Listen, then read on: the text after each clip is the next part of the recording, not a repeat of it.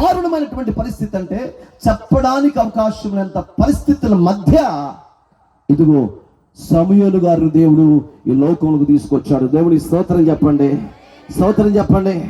ఇలాంటి వారందరికీ న్యాయము చేయటానికి ఒక రాజుగా, ఒక న్యాయాధిపతిగా, ఒక ప్రవక్తగా ప్రభు పక్షాన్ని నిలబడి అనేక కుటుంబాలను చక్కదిద్దడానికి ఒక వ్యక్తిని తీసుకొచ్చాడు. ఆ వ్యక్తే ప్రవక్త అయినటువంటి సమూయేలు. ప్రియరా, సమూయేలును తీసుకొచ్చి అక్కడున్న పరిస్థితులన్నీ చక్కబెట్టాడు, కుటుంబాలకు న్యాయం చేశాడు, కుటుంబాలు కట్టాడు, అనేక మనుషుల మనసులో నిలిచిపోయాడు. ప్రియరా, అంత గొప్పగా ఆ ప్రవక్త పెరిగాడు, అంత గొప్పగా ఆ ప్రవక్త తన పరిపాలన చేశాడు.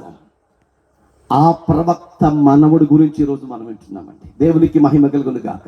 అంత గొప్ప ప్రవక్త, అంత గొప్ప ప్రవక్త. బాల్యములో నుంచి దేవుడు చక్కగా మాట్లాడాడు. బాల్యమంది దేవుడు మాట్లాడాడంటే ఎంత గొప్ప ప్రవక్త.